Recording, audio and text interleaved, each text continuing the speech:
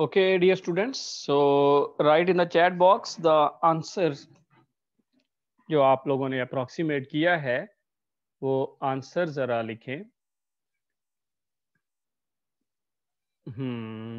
Oh, lot of answers there. 0.5750, 0.5750 and so on. 0.571196 Riyaz Hussain. Aksa 0.7500, 0.7.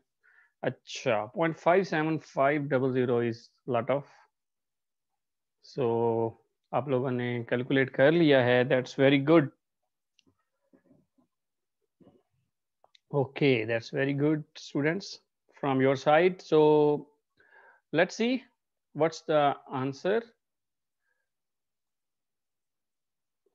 Okay.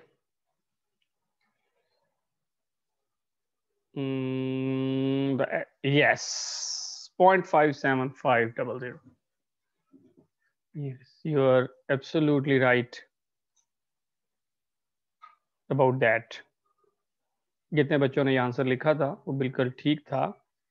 So this is 0.57500. Okay students, तो आपने देखा कि linear approximation में हमने इसकी वैल्यू अप्रोक्सीमेट कर ली.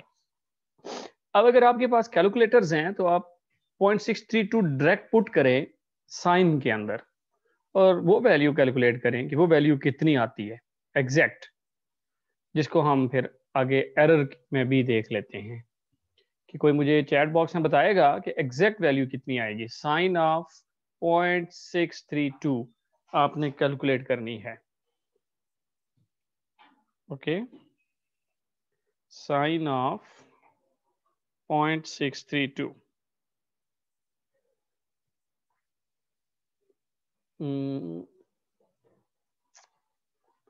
रमजान 0.590 कह रहे हैं.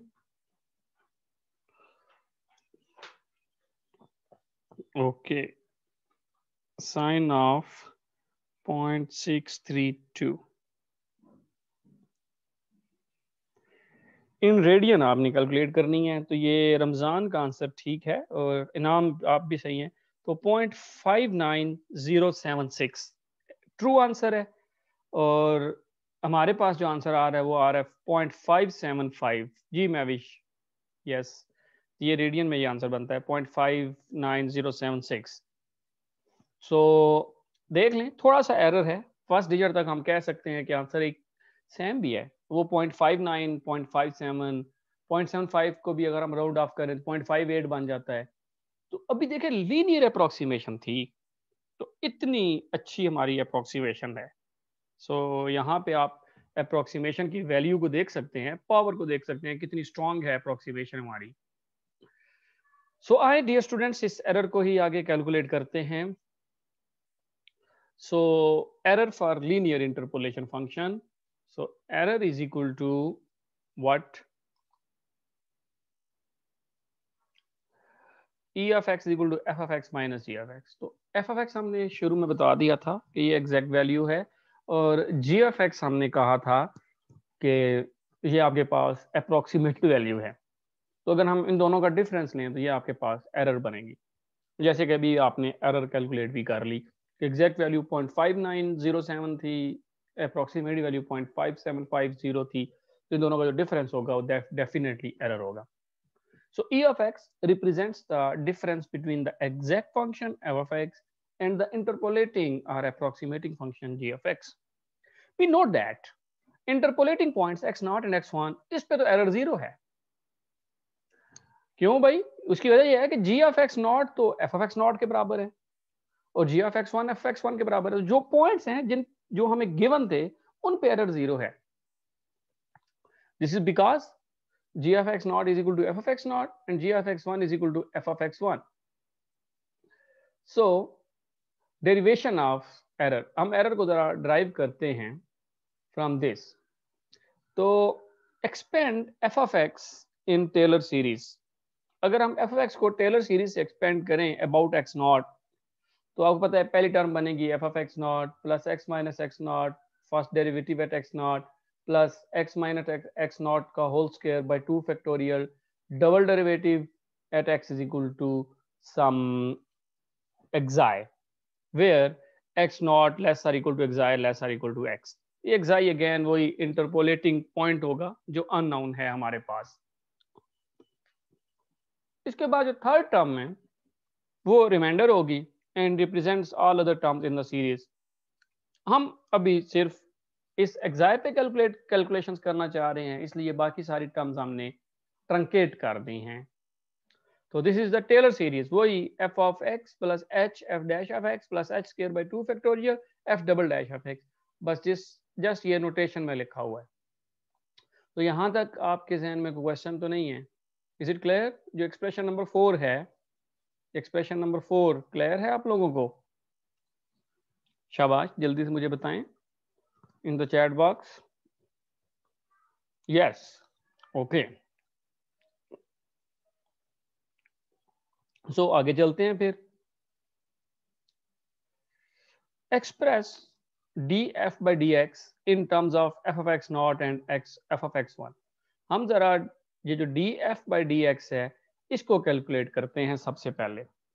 तो मैं ऐसा करता हूं कि जरा x की जगह x1 पुट कर देता हूं ना। ये जो x जहां जहां x नजर आ रहा है ना, वहां वहां आप x1 पुट कर दें। तो अब देखें ये जो आपके पास f ऑफ x है ये बनेगा f ऑफ x1।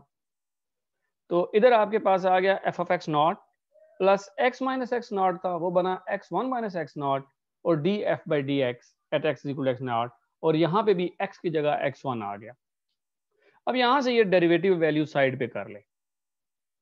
ये टर्म अगर साइड पे करेंगे तो बाकी अब ये बचेगा एफ ऑफ एक्स वन, इस पे ये टर्म डिवाइड कर दी x1 माइनस एक्स नॉट पे ये टर्म डिवाइड हो जाएगी x1 माइनस एक्स नॉट, और ये प्लस की टर्म है उधर जाके माइनस हो जाएगा। तो ये बन जाएगा x1 minus x naught whole square by 2 factorial 1 over x minus x naught D square F over D X square. So this is equation number 6। Just हमने क्या किया है, इक्वेशन 5 में से D F by D X को निकाल लिया है, कैलकुलेट कर लिया है, आइसोलेट कर लिया है। सो यहां से हमारे पास ये स्क्वायर और ये एक टर्म कैंसल आउट होके हमारे पास ये एक्सप्रेशन बच जाएगा जो कि इक्वेशन 7 में लिखा हुआ है। अब आप सबको पता है कि F of X one minus F of X not जो था ये हमारे पास एक तरह का वो इंटरपोलेटेड पॉइंट्स हैं जो कि हमें गिवन है। We note that this is a discrete approximation to first derivative। ये एक तरह की डेरिवेटिव की अप्रोक्सीमेशन हमारे पास आ गई जो कि इक्वेशन 7 में लिखी हुई है। Substituting equation 7 into Taylor series. अब ये जो इक्वेशन 7 है ना ये हम टेलर सीरीज में पुट कर देते हैं D F by D x की जगह। तो देखें टेलर सीरीज थी F of X naught plus X minus x not. अब ये देखें सारी वैल्यू पुट होगी उसकी D F by D x की और बाकी ये टर्म। अब अगर आप देखें तो यहाँ से हम ये टर्म्स अलग कर लेते हैं और ये इन दोनों टर्म में डबल डेरिवेटिव कॉमन आ रहा है तो वो कॉमन होके आपके पास ये रिजल्ट बनेगा D square F by D X square side पे हो गया। तो ये टर्म और ये टर्म आपस में हमने ज्वाइन कर ली। थोड़ी सी कैलकुलेशन करते हैं again F of X naught और ये भी एफ ऑफ एक्स नॉट, इन दोनों में F of X naught common आ जाएगा तो हमारे पास ये रिजल्ट बन जाएगा। अगर F of X naught over X one minus x naught हम लिखे तो बाकी ये आपके पास बन जाएगा X one minus x naught plus X minus x naught. तो यहाँ से एक्स वन एक्स नॉट और एक्स नॉट कैंसिल हो जाएंगे। सिमिलरली ये टर्म एज इट इज़ रही है एफ ऑफ एक्स वन की और इनको भी हमने 2 एलसीएम लेके सिंप्लीफाई कर लिया। तो थोड़ी सी सिंप्लीफिकेशन है, आपने ये हाथ से ज़रूर करनी है, तो इन स्टेप से आप आराम से गो थ्रू हो सकते हैं। अगर हम यहाँ पे चलें देखें एक्स नॉट और एक्स नॉट कैंसिल हो जाएगा तो हमारे पास बचेगा x one minus x over X one minus x not. ये वही अप्रोक्सीमेशन बन गई ना। यहाँ तक देखें तो ये वही फार्मूला है जी एफ एक्स का ही, X minus x naught over X one minus x naught F of X one, और ये एक्स्ट्रा टर्म आ रही है full X minus x naught into X minus X one over 2 double derivative. Okay, the first part of equation 11 is simply linear interpolation formula. ये तो मैंने कहा था ना कि ये जी एफ एक्स ही है, ये पहली दो टर्म्स तो जी एफ एक्स ही हैं। ये बन गया है। तो पीछे पता चला एरर सिर्फ इसके बराबर है। देखें ना, एफ ऑफ एक्स ये सारा क्या है बच्चों, जी ऑफ एक्स। तो F of X minus G of X ये बचा, और यही तो एरर आ गई। तो हमने ये एरर कैलकुलेट कर ली, दिस वन। यहां तक कि आपको क्लियर है चीज? फिर मैं इसको एक्सप्लेन करता हूं। ओके, जो एरर का फार्मूला आपके सामने मैंने निकाला है, is it clear for all of you? Abdullah कह रहे हैं कि ये तो क्लियर है, गुड। बाकी स्टूडेंट्स अपनी इनपुट दें। इकरा भी कह रही है कि जो ओके, तो आप सारों को ये फार्मूला जो है वो समझ आ गया, दैट्स वेरी गुड। तो हमने लीनियर इंटरपोलेशन के अंदर जो एरर थी उसको मैथमेटिकली कैलकुलेट कर लिया है। अब हम आगे चलते हैं। तो आपने देखा कि ये जो जीटा है वो एक्साई जो है एक्चुअली, ये तो वो इंटरपोलेटिंग पॉइंट है ना, जिसपे हम अननोन पॉइंट है, जिसपे हम वैल्यू देखना चाह रहे थे। जैसे समझ लें अभी हमारा 0.632 था। So we assume that the interval x0 x1 is small, then the second derivative would not change dramatically in the interval. अब आप याद रखिएगा, जितना ये इंटरवल हम स्मॉल करते जाएंगे x0 और x1, उतना ही डबल डेरिवेटिव में वेरिएशन कम होती जाएगी। जितनी डबल डेरिवेटिव में वेरिएशन कम होगी, उतना ही हमारा एरर जो है वो स्मॉल होगा। अब अगर आप देखें तो एरर यहाँ पे किस किस पे डिपेंड करता है, एक डबल डेरिवेटिव और एक उस पॉइंट पे एक्साई। तो ये दो चीजें हैं इसमें जिसपे हमारा ये एरर जो है ये डिपेंड कर रहा है। तो अगर देखें x माइनस एक्स नॉट ये वैल्यू ज्यादा होगी, या x माइनस एक्स वन ये वैल्यू ज्यादा होगी, एरर ज्यादा आएगा। तो यहां से हमें ये पता चल रहा है कि जितना स्टेप साइज कम होगा उतनी ही एरर कम होगी। अगेन आपको याद है कि वो इटरेशंस में हम स्टेप साइज यूज करते होते थे।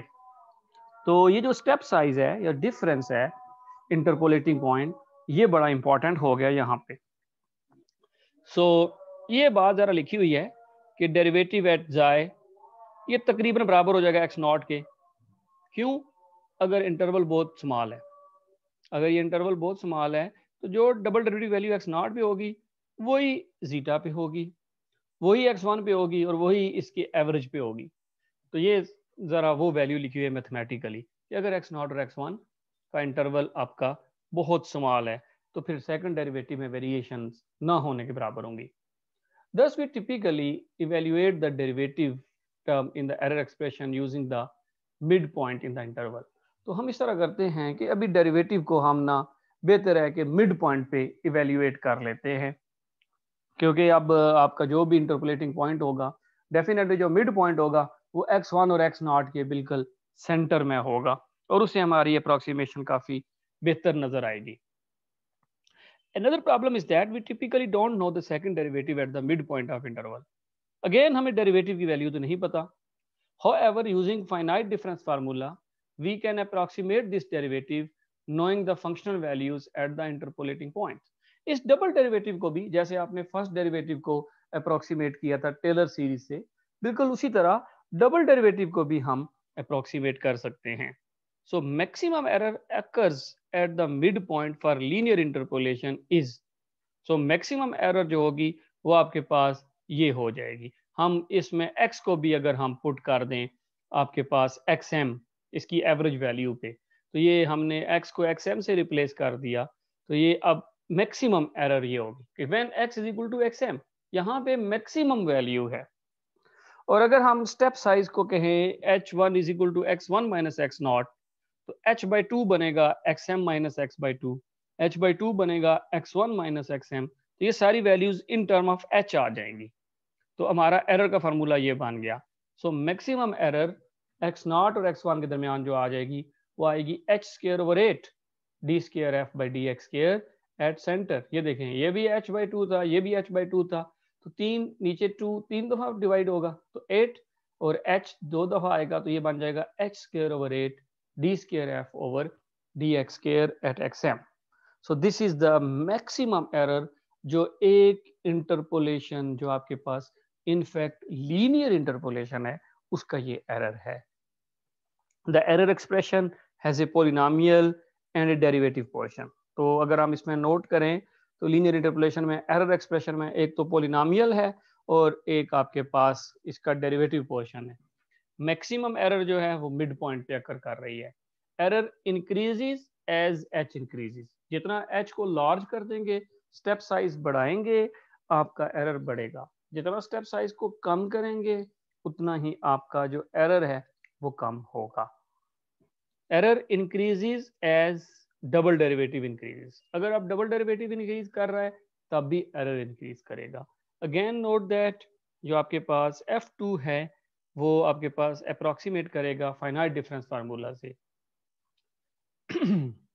एनीवेज हम आते हैं अपने प्रॉब्लम की तरफ। ये था हमारा प्रॉब्लम जो भी आप सारों ने अप्रोक्सीमेट किया। तो ये आपके पास है वैल्यू।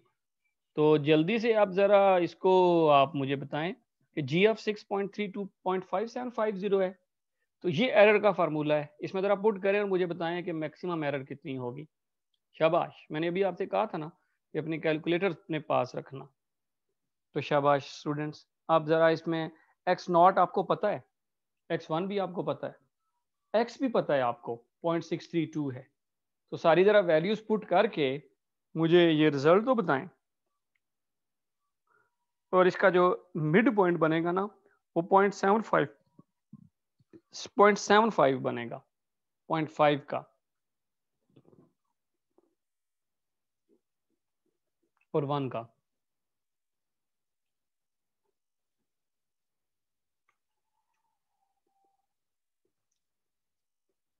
जी तो स्टूडेंट्स, मिड पॉइंट्स तो आपको पता चल गया, इसका बनेगा 0.75, क्योंकि 0.5 और 1 का जो मिड पॉइंट्स है वो बनेगा 0.75।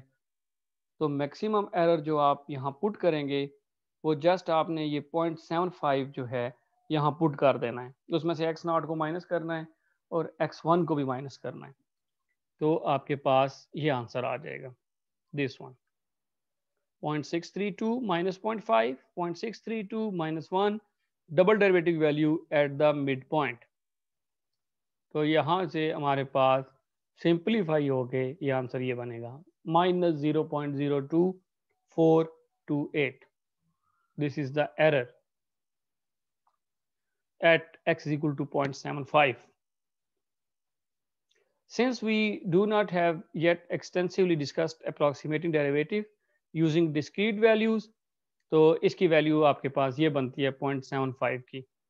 अगर हम डेरिवेटिव डायरेक्टली निकाल भी लें, क्योंकि मैंने बताया था आपको कि वो साइन एक्स था ना ओरिजिनल फंक्शन, तो पहला डेरिवेटिव माइनस का तो दूसरा माइनस साइन हो जाएगा। तो अगर हम ये वैल्यूज पुट करें तो ये एरर बनती है 0.016555। अब आप 0.575 को 0.5907 से माइनस करेंगे तो आंसर यही बनेगा। ये भी आपने अभी कंफर्म करके मुझे बताना है। दिस इज, ये देखें नीचे लिखी भी हुई है साइन ऑफ 0.632, ये तकरीबन एग्जैक्ट एरर इतनी बनती है और हमने जो कैलकुलेट किया वो इतनी है। This is calculated error, this is exact error, so the estimated error is good approximation of the actual error. तो आपने यहाँ से देखा कि जो हमने एस्टिमेट की एरर वो तकरीबन जो आपके पास एक्यूरेट एरर थी उसके इन करीब ही फॉल कर रही है। जी तो स्टूडेंट्स, यहाँ तक आपके जहन में कोई क्वेश्चन हो, मैं आप लोगों को अनम्यूट करता हूँ और कोई क्वेश्चन है you can raise your hand and ask the question.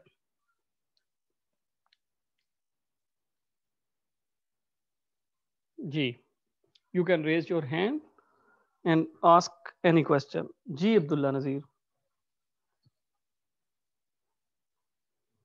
Abdullah, आप कुछ सवाल पूछना चाहते हैं?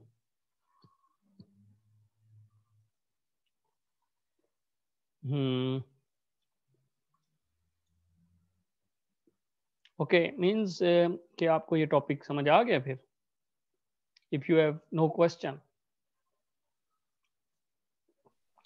अस्सलाम वालेकुम सर। हाँ वालेकुम अस्सलाम इनाम, कैसे हैं आप? ठीक हैं? जी सर, अल्लाह का शुक्र।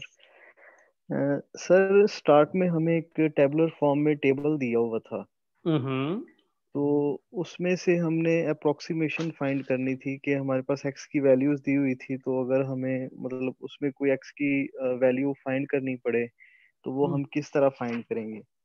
हमने तो ये चीज देखनी थी और उसके लिए हमने फंक्शन जो है वो डेवलप करना था, वो इंटरपोलेशन के जरिए वो हमने फंक्शन बनाना था। यहाँ पे तो हम जस्ट एक एरर की बात कर रहे हैं, तो वो वैल्यू तो हमें फिर नहीं मिलेगी, ये तो एरर निकल रहा है हमारे पास। नहीं देखें इनाम, ये कैसे आप कह सकते हैं एरर नहीं।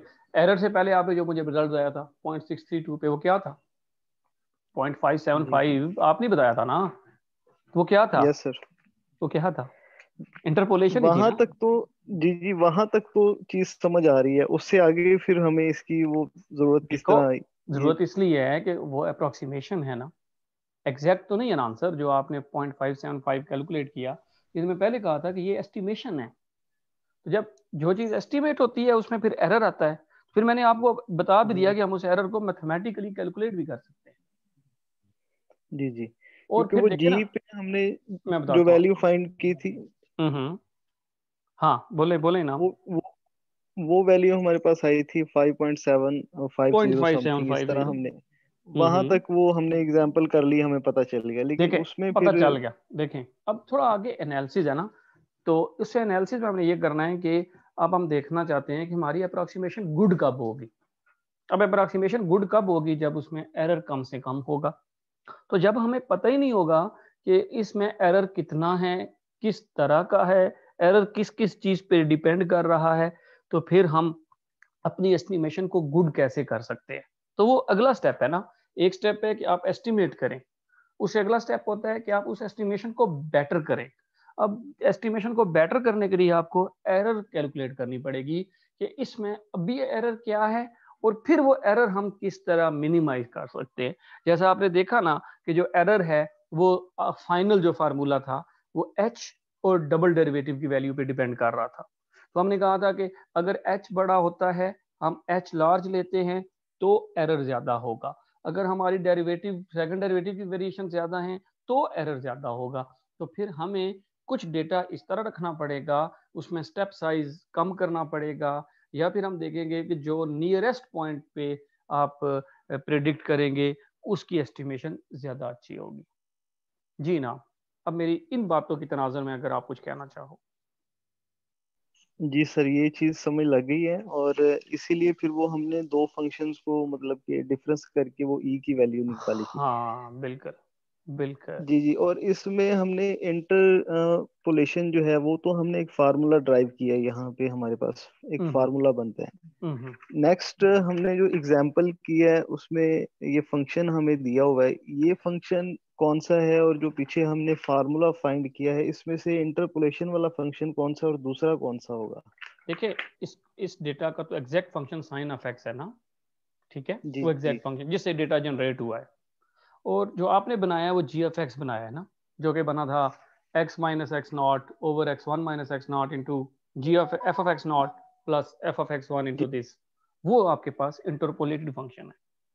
ठीक है। जी सर, ठीक। ठीक सर। ओके, शाबाश इनाम। और किसी स्टूडेंट के जहन में कोई क्वेश्चन हो? शाबाश। इससे पहले कि हम आगे बढ़ें, किसी तरह का और क्वेश्चन हो आपके जहन में, शाबाश, you can ask.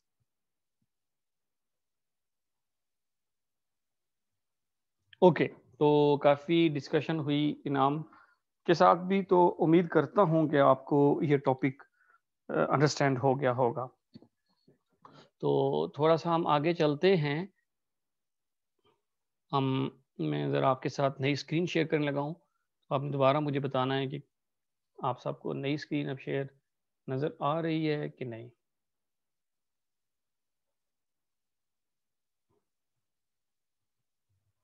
Okay, can you see this screen now? Right in the chat box. क्या अब आप सबको ये स्क्रीन नज़र आ रही है? Yes, okay okay, yes you are all seeing this now. तो ये वही स्क्रीन थी जहां से हमने शुरुआत की थी। तो हम अब देखेंगे ज़रा, इसमें लीनियर इंटरपोलेशन तो हमने पढ़ ली है, तो इसमें मज़ीद हमने आगे क्या चीज़ें देखनी हैं, थोड़ा सा इस टॉपिक को हम आगे लेके चलेंगे। तो हम कुछ ऑपरेटर्स पढ़ेंगे, जिसमें से पहला अभी बार बार यूज़ हो रहा है नाम फाइनाइट डिफरेंस, फाइनाइट डिफरेंस। तो कुछ हम फाइनाइट डिफरेंस के ऑपरेटर्स पढ़ेंगे। फिर इसके बाद अभी जो आपने इंटरपोलेशन पढ़ी है ना, ये वाली है लैग्रेंज इंटरपोलेशन।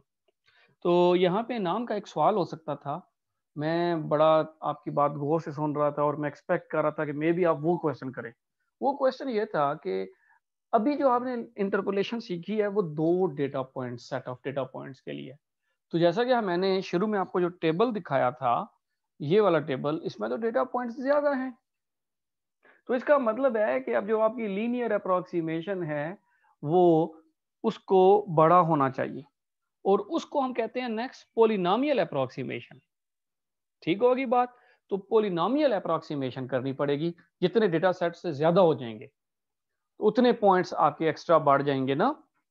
तो इन इंटरपोलेशंस को निकालने का जो मेथड है वो जो आपके पास है वो क्या है, किस तरह हम ये, या जो अभी आपने थोड़ी देर पहले इंटरपोलेशन का फार्मूला पढ़ा, ये किसने सबसे पहले बनाया? तो ये लैग्रेंज इंटरपोलेशन फार्मूला है बेसिकली, जिसने ये वाली चीज कैलकुलेट की। तो ये दो बंदे थे जिन्होंने इंटरपोलेशन फार्मूला जनरेट किया, एक न्यूटन है और एक लैग्रेंज है। तो अभी जो आपने इंटरपोलेशन फार्मूला पढ़ा है, लीनियर इंटरपोलेशन, ये हम देखेंगे, इसको हम अगले लेक्चर में जाके एक्सटेंड करेंगे। ये लैग्रेंज इंटरपोलेशन फार्मूला है। फिर हम देखेंगे कि ये अगर डेटा सेट ऑफ पॉइंट्स 5 हों 6 हों तो हम कैसे इस्तेमाल कर सकते हैं। इसके अलावा न्यूटन ने 3 फार्मूले दिए हैं इंटरपोलेशन पॉलिनोमियल को कंस्ट्रक्ट करने के। उनमें से एक है Newton's forward difference interpolation formula, दूसरा है Newton's backward difference interpolation formula, और एक है न्यूटन्स डिवाइडेड डिफरेंस फार्मूला। तो न्यूटन के 3 फार्मूले हमने आगे कमिंग लेक्चर्स में पढ़ने हैं, और फिर हमने लैग्रेंज इंटरपोलेशन भी पढ़नी है। तो लैग्रेंज इंटरपोलेशन से वैसे आप थोड़े से आपने इससे वाकफियत हासिल कर ली है।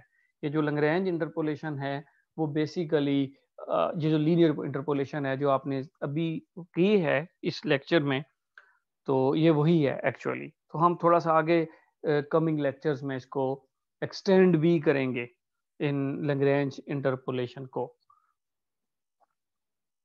तो सबसे पहले कुछ ऑपरेटर्स हैं डियर स्टूडेंट्स, ये मैंने आपके सामने ना ये 3 तरह के ऑपरेटर्स रखे हुए हैं। तो ये जो पहला ऑपरेटर है, अगर आप इसको गौर करें तो इसको हम कहते हैं फॉरवर्ड फाइनाइट डिफरेंस ऑपरेटर। ये देखें ना, इस ऑपरेटर पे जो न्यूटन का फार्मूला बनेगा वो Newton forward difference interpolation formula बनेगा। So this operator is known as forward interpolation. अब देखें आपको कैसे पता चलेगा कि ये फॉरवर्ड है।